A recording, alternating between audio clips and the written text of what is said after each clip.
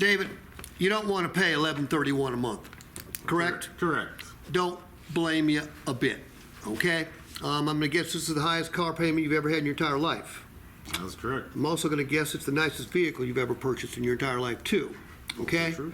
Look, what I'm going to say next is going to sound a little crazy. Remember this, what I told you about the story, okay? The math on this one is extremely easy. It's the story that makes it work. Look, this Explorer, as nice as it is going to depreciate over the next 5 years, isn't it? Okay, it's not going to depreciate as fast as they used to, but it will depreciate. Almost everybody knows that, David. But what most people don't know is every time they write a check, in your case for $1,131, and they sign that check, and they make it out to a lender, and they send it to the lender, most people think the lender keeps it all and you never see any of that money again, right? Well, that's not quite the case. Every time you stroke a check for a car or a truck, there's a portion of that money that is coming back to you in the form of a savings account, and that savings account doesn't look like a passbook savings account. It looks like a title to a vehicle. Because, David, when you make the 60th payment, what comes back to you in the mail a couple weeks later? Title.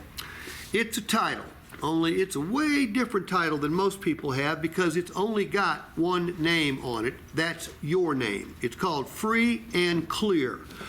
You've got a zero car payment, but you've got a title that's worth, well, what do you think this vehicle will be worth in 5 years if you drive it like you think you're going to drive it, use it like you think you're going to use it, but you don't crash it, you don't trash it? What do you think it'll be worth? 25 grand. So, 5 years from today, actually 5 years and 30 days from today, you've got no car payment, and you've got a $25,000 asset on your personal balance sheet. Now, let's take that $25,000 and divide it by 60. That gives us $417. Do you know what that $417 represents? No. Remember when I told you you'd write the check for $11.31 and you'd send it to the lender? And you said that you'd never see any of that money again? In fact, what happens, metaphorically speaking, is every time you write that check, $417 of that $11.31 is flowing straight back to your title. Okay?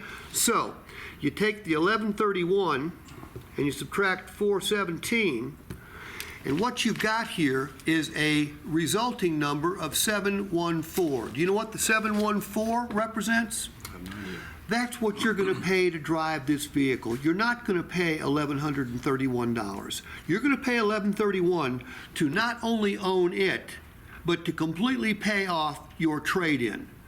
But when it's all said and done, 5 years and 30 days from now, you've only paid $714 a month to drive this gorgeous Explorer.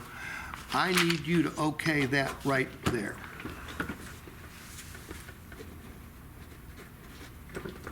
Now, what's the difference between the way I did it and the way you did it? Night and day. Not completely night and day. No, you've studied you've seen the concept before, okay?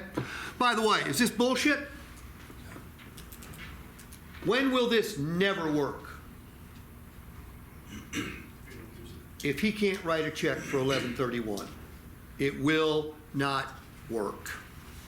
If I've got David or you've got your customer on too much vehicle, it will not work. When most customers see $11.31, even if they can make the payment, are they going to push back? It's going to be the highest payment they've ever seen. They go, bullshit, no, not $11.31, no. Number one, $11.31 is for 2 cars. Number two, when it's all said and done, they're not paying $11.31 a month to drive this vehicle. They're paying $714 a month to drive this vehicle. What's easier to say yes to, $714 or $11.31? $714.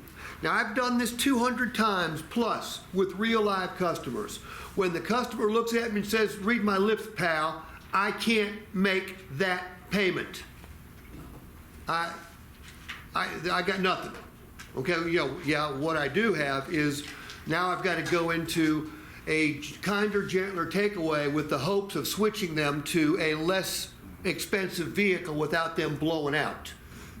Look, switching somebody at this stage of the sale is it's a desperation move, okay? But where was the mistake made?